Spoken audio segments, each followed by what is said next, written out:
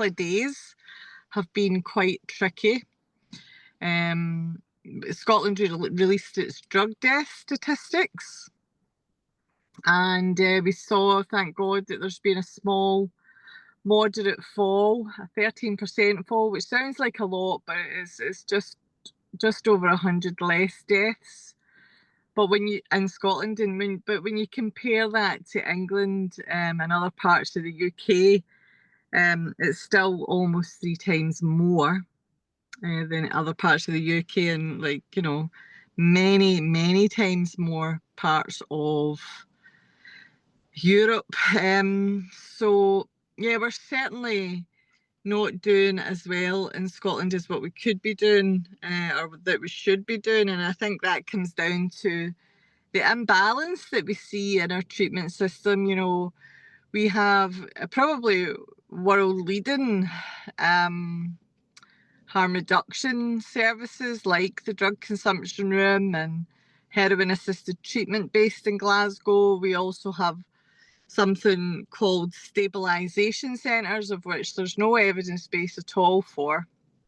And you know, to be honest and completely frank, the drug consumption room evidence is quite shaky, as is, you know, the heroin assisted treatment evidence when you move it to a Scottish context, when you take it out of the places that they were originally intended. So we have cherry picked the best of the harm reduction interventions across the world to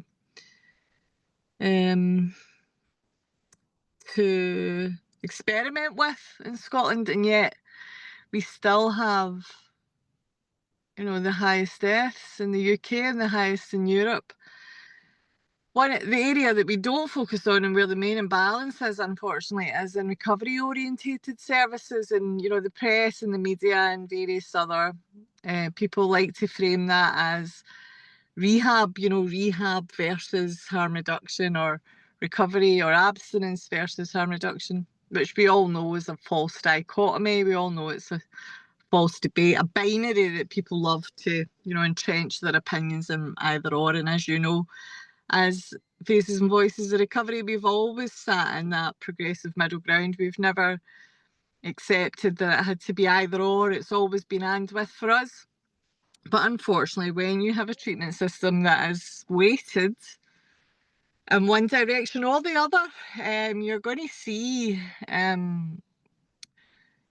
deaths, you know, and it would be exactly the same if we were focusing all our finances and all our investment into recovery orientated services. I would be, you know, advocating very loudly for harm reduction services. But unfortunately, in Scotland, you know, we don't have community detox, we don't have community rehabs.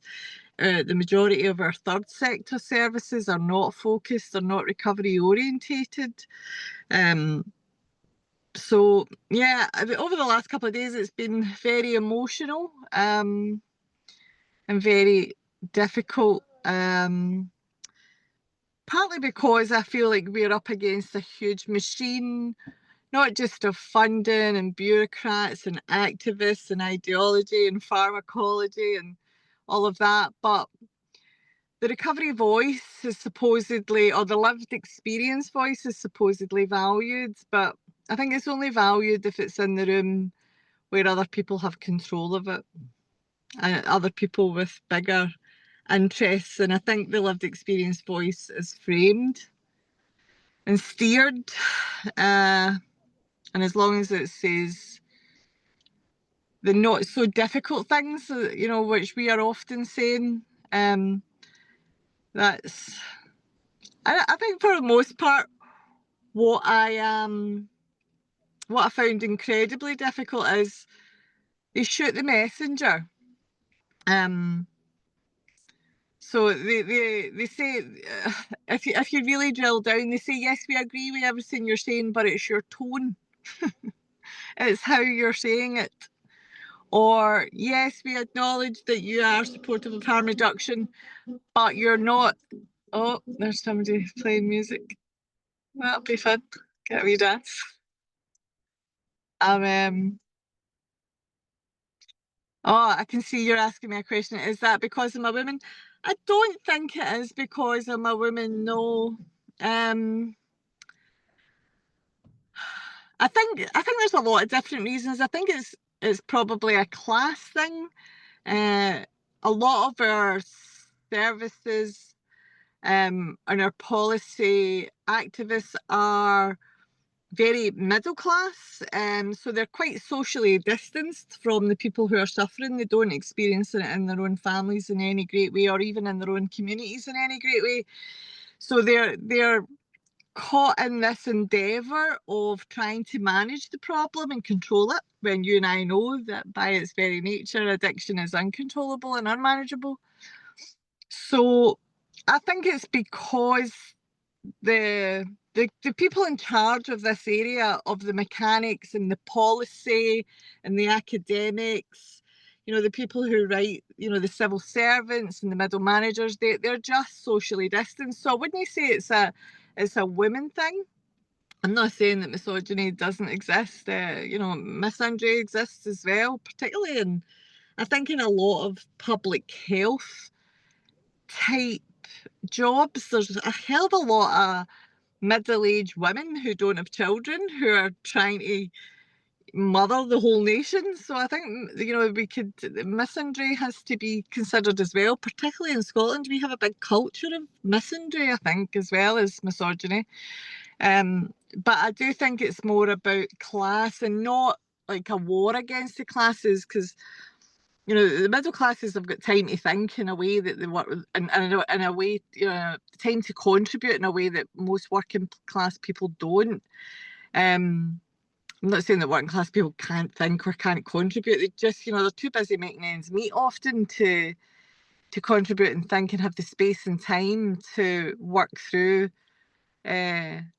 some of the issues that we face, or to try and offer solutions to that. But I think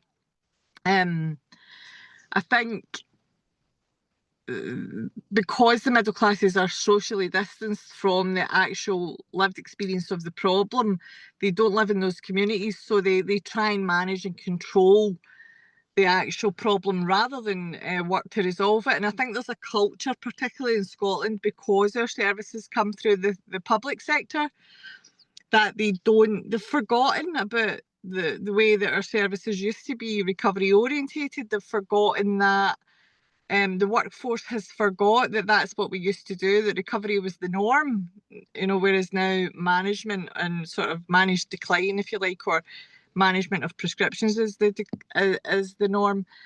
I could see that you put a wee question in the chat, but I could only see a part of it, darling. Would you mind just asking me what it was? Well, because you were talking about lived experience and recovery. And so what's the difference between lived experience and recovery? Okay, well, for me, lived experience intonates that it was a problem in the past, right? And that you're in some sort of feeling, that you have the experience of being in a situation and now you're no longer in that situation. That's certainly what it means to me. And recovery to me means healing. In very simple terms, it means that I have voluntary and sustained control over the choice of whether or not to use a substance. So, but more than that, it's not just about choice. I had to have a period of abstinence before I felt like I had that choice, because I was caught up in obsession and compulsion before that. But once I had the period of abstinence, I was like, okay, the brain had cleared, the compulsion had left me, I was no longer obsessed. So therefore, I had that space a bit around having the ability to make a choice. But if I wanted to keep that space and keep that choice, there was definitely internal work that had to be done around healing. For me, it was about childhood sexual abuse. There had been violence as well, and my own belief system in particular. And, I reserve the right to adjust my belief and my value system the longer I stay in recovery, and the older I get, that continues to change. But I had some pretty wonky beliefs and values when I first cleaned up, so and those weren't like immoral in any way. They were just, I had experienced quite a lot of trauma, and I had to adjust the way I looked at the world if I wanted to stay clean and to stay sober in that world, and I know that I'm using words that previously Favour UK would have said that we should let go of, like addict and like clean and sober, and I've sort of, I've reversed some of my thinking around the use of language, and I've had to reevaluate some of the things that I would have preached, maybe 10, 15 years ago. And I reserve the right to do that, to not just change my mind, but to adjust and learn and grow. So I think that's what recovery means to me, giving yourself permission to be wrong, giving yourself permission to admit your faults, and to say, that, to show up and try and do my best and be present in my own life, which, for a lot of people is really hard. It's very difficult to do that. You talked about how recovery used to be more recovery oriented in Scotland. Can you elaborate on that? Like what did that look like and what's changed? Yeah, and there's quite a lot of different things have changed. So what it used to look like, I got clean 28 years ago, and most of the people around about me were in fellowship, in 12-step fellowship, in fact. And most of them went to some form of either community-based rehab or residential-based rehab, and then came to the rooms or did a mixture of both. I was one of the few people back then who just came to the rooms. Um, when I say just came to the rooms, I was very lucky that my sponsor was a psychodynamic and cognitive behavioural therapist.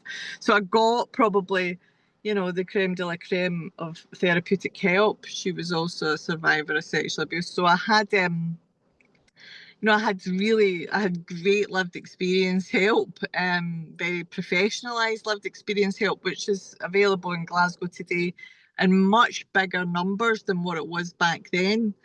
So I think one of the things that's changed about that is, it was a first response back then to services to try and help people get clean and sober. And also those services were in the local communities. And what's changed since then is that that's not the first response anymore. The first response is to try and stabilise someone, which, is quite a controversial concept to some people in recovery. This endeavour to try and stabilise someone on prescription medication when the very nature of the beast demands more can be really tricky. So that is the first instance, is to try and stabilise now, whereas it wasn't. The first instance used to be before to help someone detox and start living clean and sober, rebuild their lives, become contributing productive members of society again, get into volunteering or jobs or education. And now, because those community services are no longer there, so in Scotland what we've done is we've centralised a lot of those services. So we've brought them under what they call, it's a public sector partnership between the NHS and the local authorities in Scotland, called the Health and Social Care Partnerships. So a lot of the funding comes through those guys. So what that means is services are no longer sent, in the communities where people are suffering, although they might be on the outskirts there. There might be a clinic in the actual community, but it's very clinical. It's usually a maintenance-led service. It's usually run by nurses and social workers. You may well have drug workers there as well, who will be professionalised to a certain extent, but it's not looking at the whole person. You may get an appointment once a month, or if you're really lucky, once a week. The focus will be on managing your prescription rather than on helping you get off drugs. So yeah, there's been so much change, some of it for the better, like the fact that there's so much more investment, so much more funding. And of course it's different in England. So we see the difference in England being that the majority of that funding comes through the third sector. So it goes to the big charities, and then they buy in the nurses and the social workers, which has advantages. In fact, it has huge advantages. It means that someone can walk into a service that day and get a script. They can get a substitute prescription. They could also be met by someone who's in recovery rather than a nurse or a social worker. Whereas in Scotland, that there's a problem because it's coming through the sort of public sector of appointments and bureaucracy. And I remember when I first came into this field, I was quite shocked. I didn't start working in this field until I was about 6 or 7 years clean, and I was shocked that they were giving chaotic drug users and alcoholics appointments. I was like, "Oh, why are you doing that? Can they not just walk in?" Like, anybody who's got a habit of any kind is not going to remember that appointment. You could tattoo it on their hand; they're not going to know what day it is. If they're in really chaotic use. So, I mean, we're still doing that in Scotland. We're still giving chaotic drug users appointments. There are some drop-in services, but nowhere near enough. And they would only be at the really, really sharp end of addiction. For the most part, the system in Scotland would be through that public sector bureaucratic appointment system. Whereas in England, as you know, you can walk into most services. And don't get me wrong, I know that there's still a tremendous amount of could do better in England and Wales, and there's so little focus on, actual residential rehab and deep therapeutic work in England as well, the healing work. But that the culture of the workforce, at least in England, one of the main strengths that I see is that over half the workforce are people in recovery. I mean, they're paid very badly. They're not valued very much. Some organisations pay better than others, but the culture, the hope of someone walking into the service and being met with the hope of expectation of recovery is likely in England because over half the workforce are actually people in recovery, whereas in Scotland that expectation and that hope will not be the first thing you get. You might well get compassion and professionalism. You might even get a bit of love if you're really lucky, but you're not going to get that hope or, importantly, the expectation of recovery in Scotland, because it's just not there unless you really get lucky and get someone who, a much smaller percentage of the workforce are people in recovery in Scotland compared to England. So I see lots of differences. I was trying to explain it yesterday. There's a lot of journalists got in touch yesterday because of the drug death statistics, and it's very much like Groundhog Day. And of course, every year, sometimes you get to speak to the same journalists, but most years you're speaking to junior journalist researchers or people who are trying to understand the question, trying to make it good for listeners. And to explain something like the differences in England and Scotland's treatment system is not exactly riveting viewing, is it, for the general public, or riveting listening? But it does make a huge difference to your chances to recover, what type of quality of service and what the culture of that service is actually like. Not to say also that the culture of the actual country you're receiving the service in. I was putting together a wee thesis this morning for a bid for maybe some research to look at sort of liberal drug policies and the impact that they have in countries that are more socially conservative.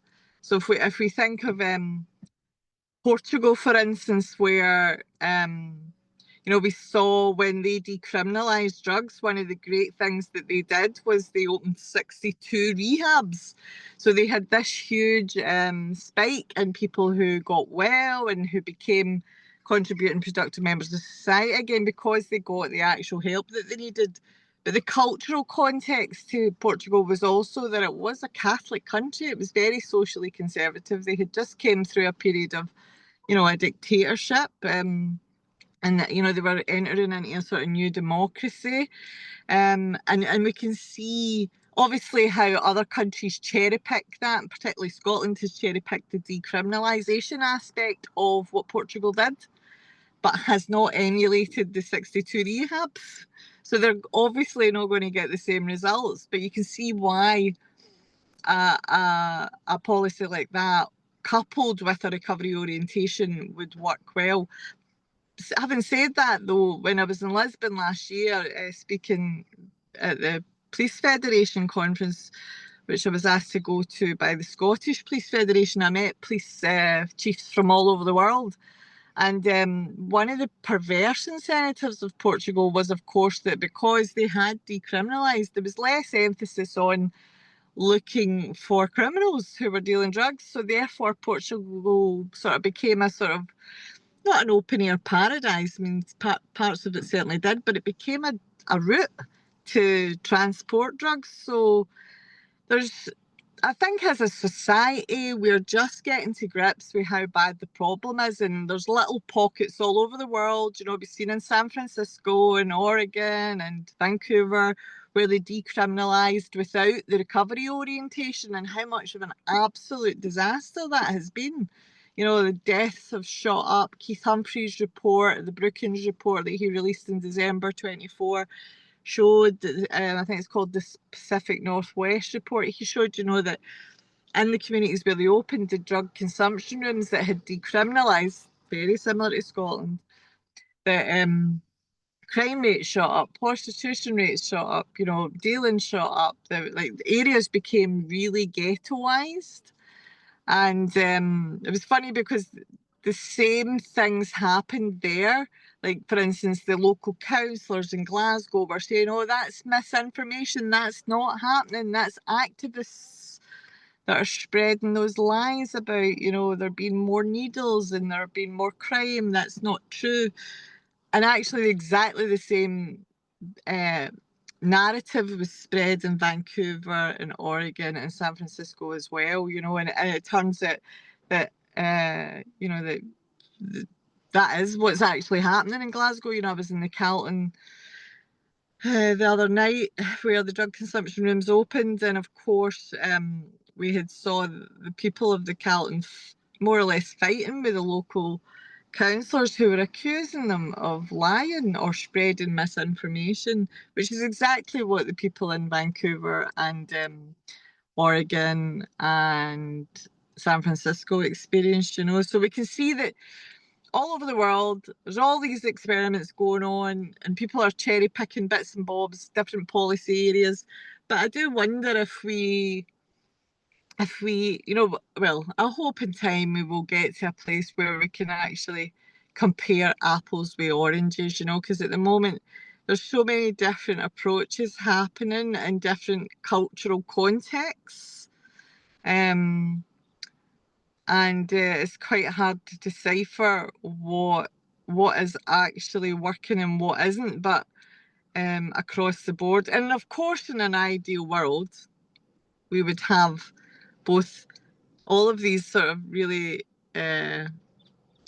innovative harm reduction interventions, and we would also have the very best of therapeutic and healing and recovery orientated interventions in an ideal world, in an ideal system. But of course, policymakers and government ministers are often looking for the cheapest, quickest hit, just like addicts themselves, and get the headlines in the papers so as they look as if they're doing something. And I think our responsibility as advocates is to try and convey that it's a complex issue, there's no doubt about that, but complexity does not mean we have to have paralysis, or it doesn't mean that we can't solve this. For instance, we had, you know, a real problem with smoking, and, you know, policy ministers, you know, put effort and time and had the political will to change that. We had real problems with seatbelts, you know, and car crashes, car deaths, and then it really did. And then they made it the law that you had to wear a seatbelt, and, you know, people stopped dying in their cars. The AIDS crisis, you know, polio vaccines, you know, like there's just numerous places where political will, once it shifts, once it changes, people don't die anymore, you know. So, and I don't doubt that it will be the same when we start to take addiction and recovery seriously. Like I said, what we end up and a lot of my conversations over the last couple of days have been about the policy or the practice of what's available, the weeds of, is it drug consumption rooms, is it rehab? But actually, I think there's much bigger conversations to be had about the cultural context of the way things are happening. So, for instance, in Scotland, we have a natural penchant for oblivion, as the French would say. So, like, like, it's part of our culture to get really out our nut. That's the expression that we use in Scotland. So that, like, nobody blinks an eye if you're, or for the most part, nobody blinks an eye if we have completely normalized but oblivion, and we've normalized drug use to a certain extent. And I don't think, again, as the way we saw with smoking rates, we made that completely unacceptable for people to smoke in public. So, these cultural sort of the cultural phenomenon can be changed, it can be shifted. So you're asking me, where is the accountability? I can see that in the chat. Where is the accountability? Well, I think that's one of the major problems structurally, and it's not just in the addiction world that we see that. I think we see that in every area of public life and civic life, that nobody loses their job anymore. We see it in education, we see it in health, we see it in industry, we see it in fact, one of the places we don't see it is in private industry. If you don't get outcomes in the private industry, you do lose your job. And I think a lot of our public services have been focused on outputs rather than outcomes. And what I mean by that is that, to use it in an addiction context, we start to count how many needles, how many prescriptions, rather than who's getting well, who's back with their family, who's looking after their health, who's at college, who's at uni, who's at work, families being healed and reintegrated, contributions to if part of the problem. So that accountability that you're asking, where is it? It's not there because we're not measuring it. We're measuring outputs, we're not measuring outcomes. So, and of course, we have this. I remember I worked in the NHS for a couple of years, and I remember, just that being quite shocked, having came from the private sector and the third sector, and that my first foray into the public sector was being line managed through the NHS, but actually working for a council in a strategic partnership. And I was shocked at the culture, because there was several things that really shocked me. One of them was people would regularly take their sick weeks off. And I was like, oh, what's your sick week? And they're like, oh, I've got sick time to take. And I was like, but you're not sick. And they're like, oh, yeah, no, but I've got sick time to take. And I was like, oh, right, okay, that's a thing. I didn't know that was a thing. And I was in my late 30s when, I was so naive. And then one of the other things was, we went to lots of meetings about having meetings. And I thought that was a joke. I thought that was a meme, a poster on a wall that people did that. But actually, I did find that in the public sector, that I was going to meetings about what meetings we were going to have. And, that just wouldn't be tolerated in the private sector. And it certainly wouldn't be feasible in the third sector, because they're so busy trying to deliver. So I did see a level of not just non-accountability, or lack of responsibility, but like the fact that, that was the other thing. Someone said to me in the NHS, we've got a no blame culture. Because that was sort of, being me asking questions, probably awkward questions. That's why I probably didn't fit in.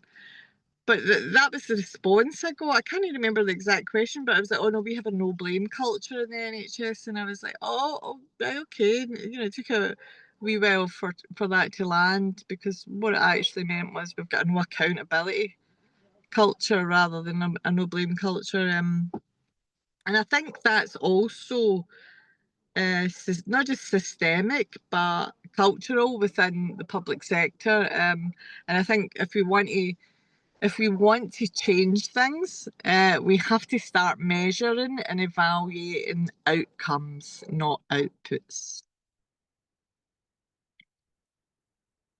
So we do. So what does success look like? You and me. We look like success.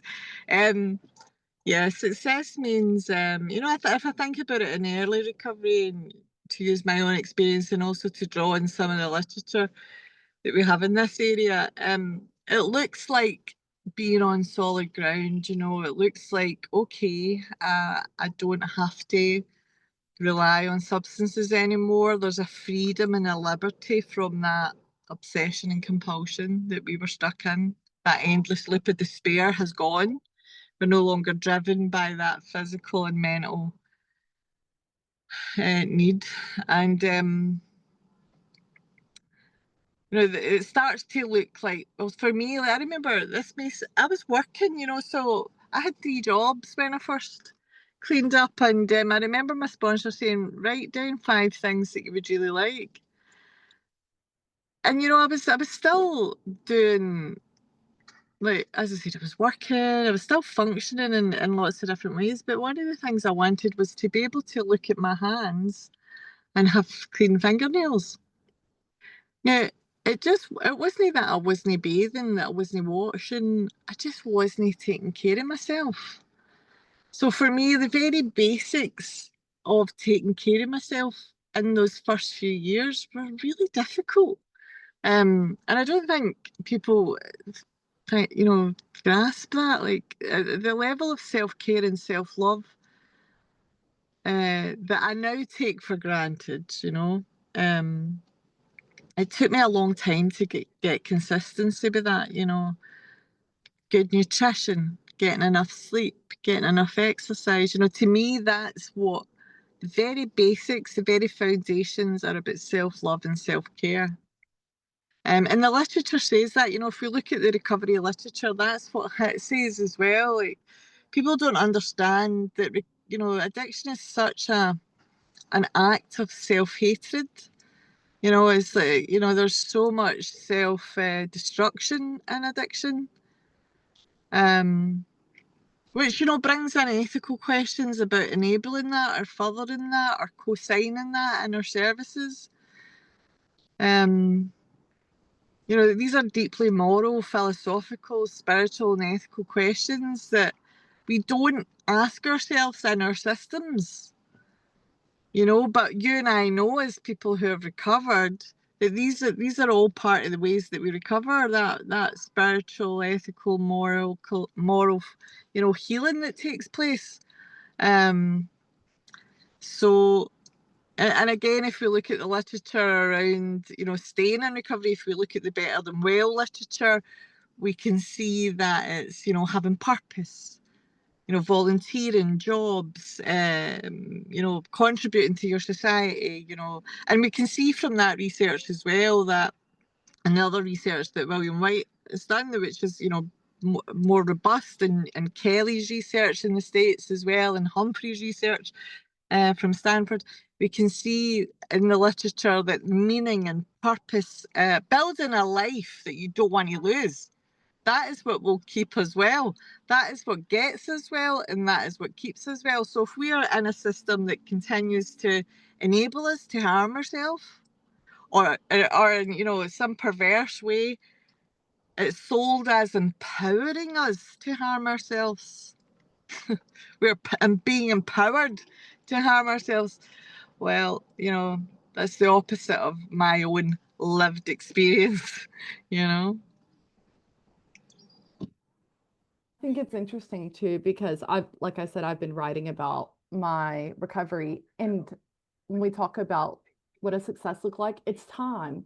I didn't start really doing some internal work with myself to own the dark parts of me, right? The ones where, like, ego, fear, control, some narcissistic traits. Like, today I can be honest and say, girl, she's got it all. I got it all in here. Now, is it reactive, or am I responding? Am I taking consideration? Am I looking in the mirror? Can I own all those parts of myself? Today I can. That's why I see my coach every week, because sometimes it still comes up, but we do the internal work. And I was looking up too, like earlier today, it's really interesting because people in recovery, like 10 plus years in recovery, 39% of people in long-term recovery start their own businesses. And I was like, we get back to the economy, y'all. Like we're doing so we're trying to get back. Like, and it was even there was something about like 87% of people in long-term recovery vote, just like all of these things. And I'm like, why don't we start shifting from problem to possibility? Like when we invest in people, they invest back into their surroundings. I'm a better parent today. I have conversations with my kid about his feelings. Those are things we get to do. We get to create change. And but it goes back to that doesn't happen overnight. That doesn't happen overnight. You just talked about, the bare basics, taking care of ourselves, taking a shower, eating a vegetable instead of some ramen noodles, whatever. It's like the bare basics. It takes time to go Yeah. through those stages and phases of recovery. And are we willing to invest in people? Yeah. Well, that's it. Are we willing to invest in the short term or the long term? Because I think the current system we're buying, which my old mum used to say, you buy twice, buy cheap, you buy twice. So at the moment we're investing a very small amount, but we're investing it every year over and over and over again because we're not investing up front to actually help people. And you're right about emotional intelligence. I was also talking on a podcast about that this morning. It was so important to me when I became a mother to be able to convey and teach CJ about his emotions and for him to be able to identify them and express them. Because when I got clean, the only two I knew were anger and fear, right? I had those were the only two that I could really identify. I had no idea what the rest of them even felt like. But my sponsor she used to say to me, right, okay, Annemarie, slow down. How's it feeling? What does your chest feel like? And I'd be like, oh, it feels like it's really heavy. And she's like, oh, is that grief or are you frightened? Is it anxiety? So she really like got me into my body. I'd lived outside my body. I'd been so detached from my own body and my own feelings for so long. And of course, because I grew up in a home that, you know, there was no real discussion of emotion or feeling. I was never taught, how to express any of that or even how to identify it. So yeah, as mothers, and I'm always careful when I talk about this, even in a recovery setting, because we're often accused of, stigmatizing current mothers who use drugs. And that's, nothing could be further from the truth. We just recognise that and it's not rocket science to say that we become better mothers when we're not using drugs. Like, it's okay to say that, we're not stigmatizing other mothers who are still using drugs. Like, it's something to celebrate. But that's not to say that it's not difficult. I think motherhood's the most important job in the world.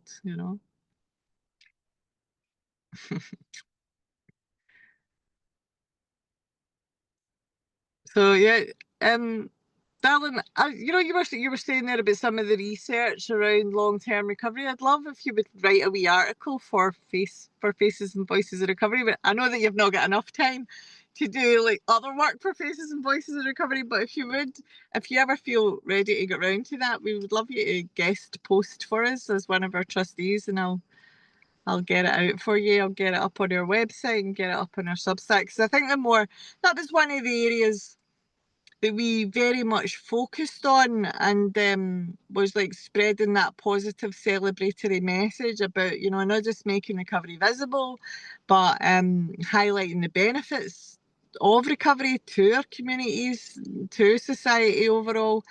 And one of the focuses that I keep coming back to, because we are so busy, a big part of our remit and our aim is to educate the public, and I think we're doing that.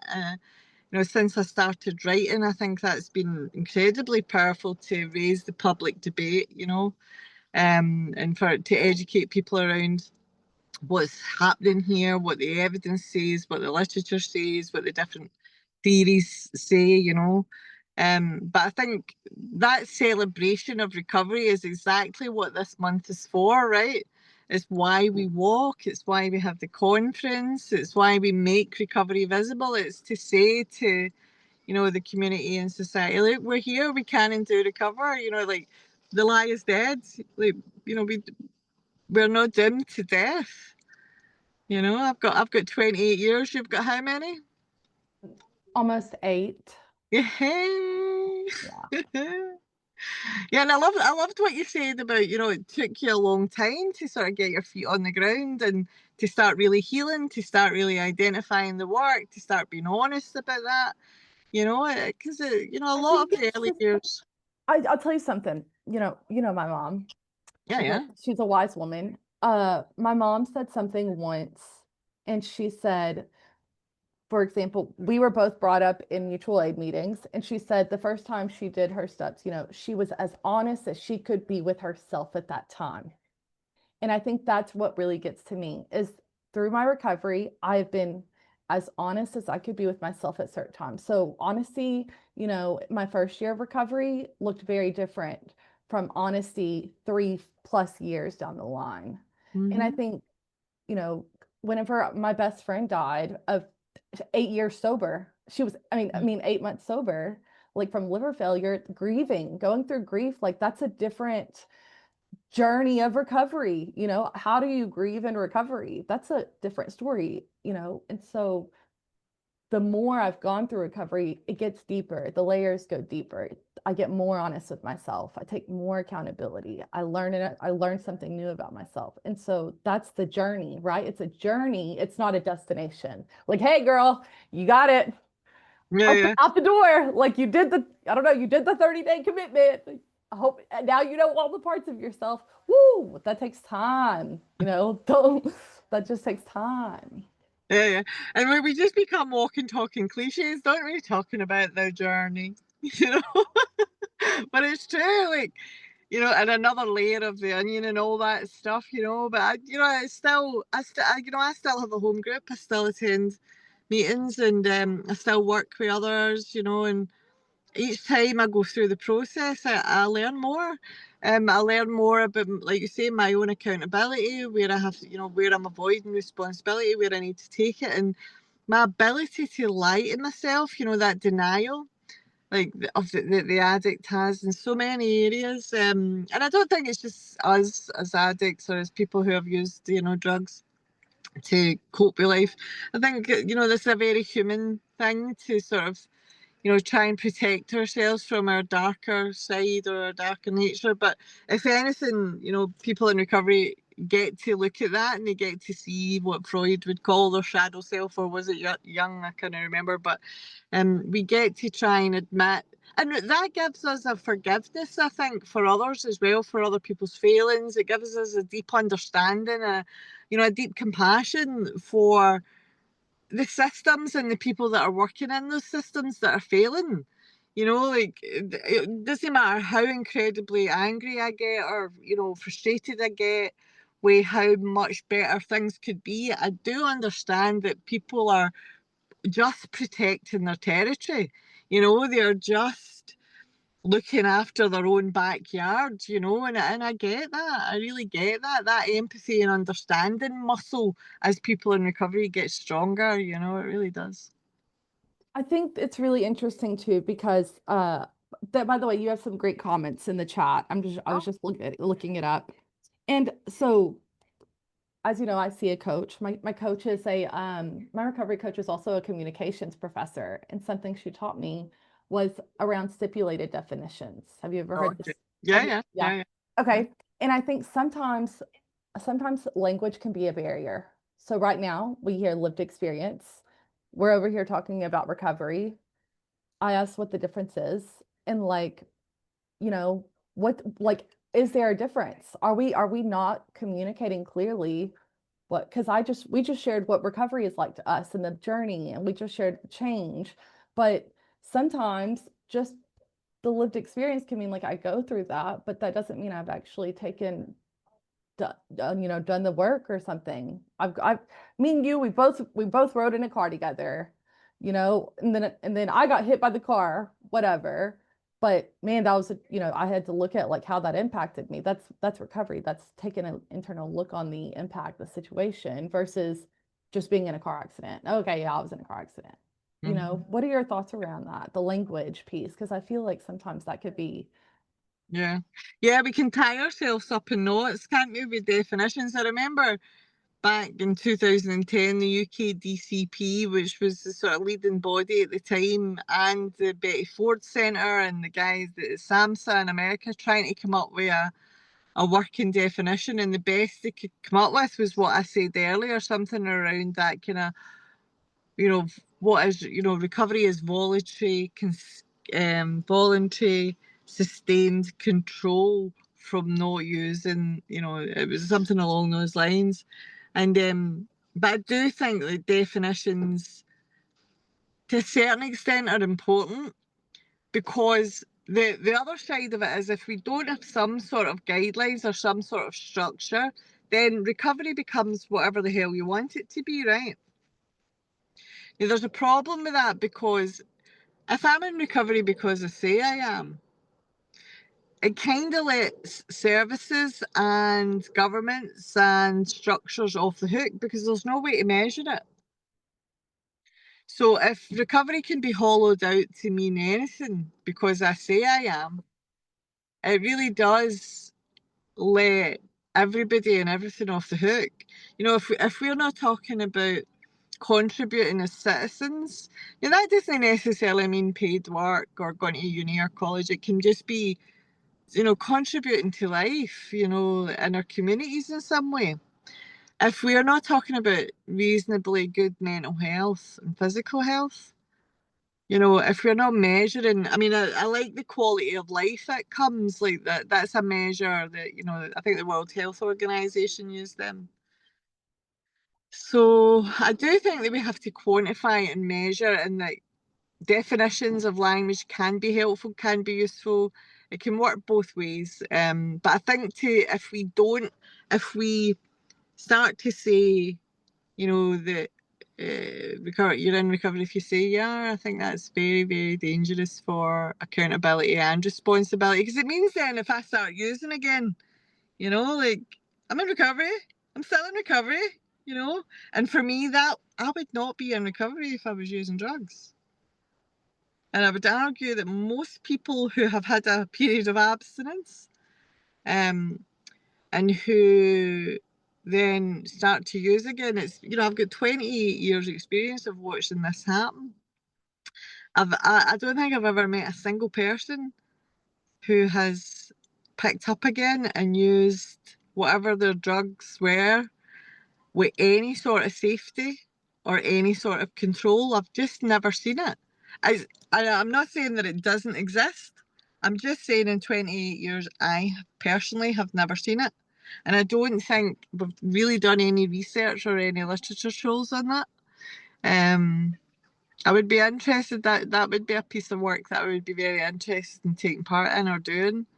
But it's certainly not been my experience. My experience has been the opposite. People who do pick up after a period of abstinence, quite often die if it's hard drugs, Even alcohol, I buried a lot of people. There was one girl picked up alcohol whom I sponsored a few years ago, and she was dead within a very short period of time. She took a paracetamol overdose when she was drunk, and the horrific thing about it was she didn't want to die the following morning when she sobered up.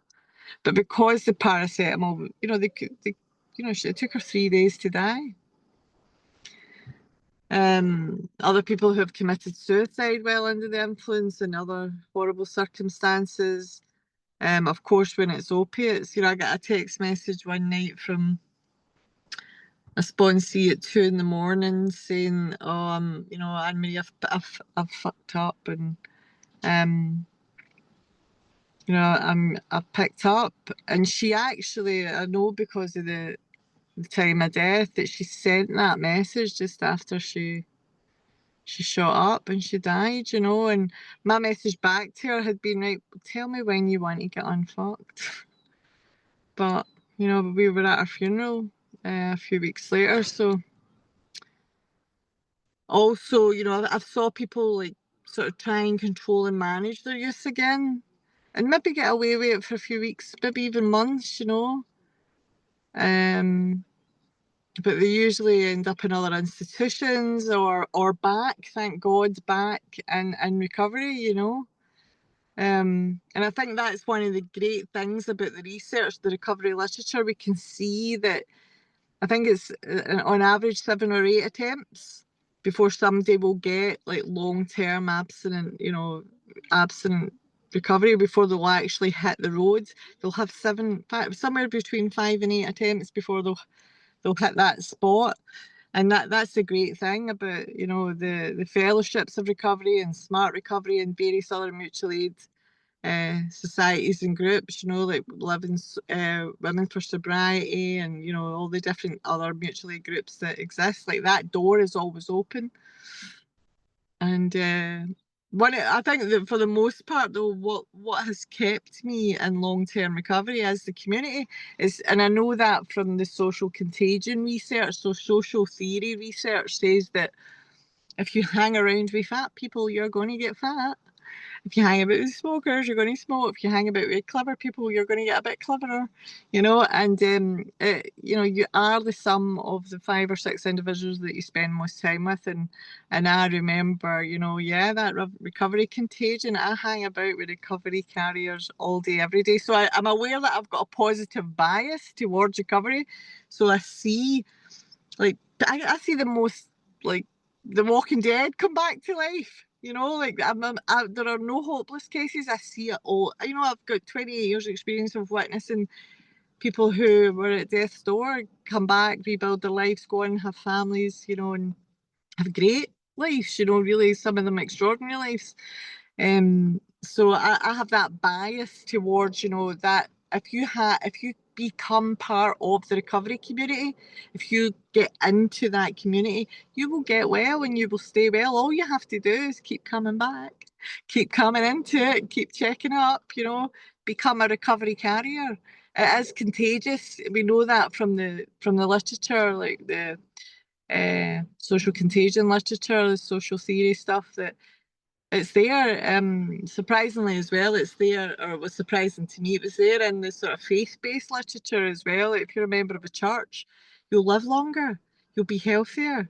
You know, and I'm not promoting religion in any way.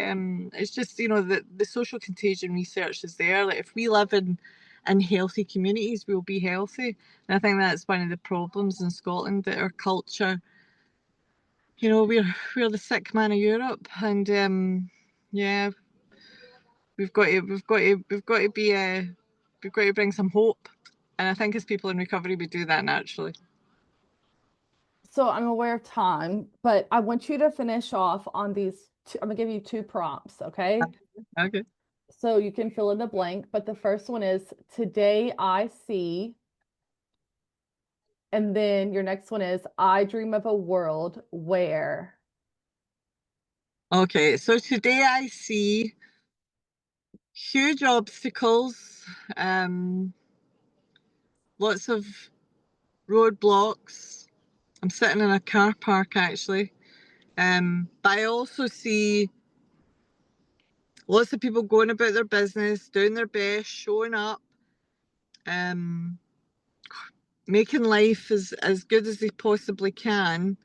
And I want to help that. I want to contribute to that. I want to be that in my community. So today I see myself contributing positively and hopefully to my community.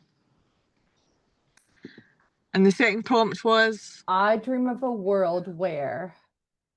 oh, I dream of a world where people have access to recovery services that offer them hope, that teach them that they can and do recover, that life is worth living, that despair is optional, that we can heal from even the most egregious wounds, that we can help each other to heal from those wounds as well.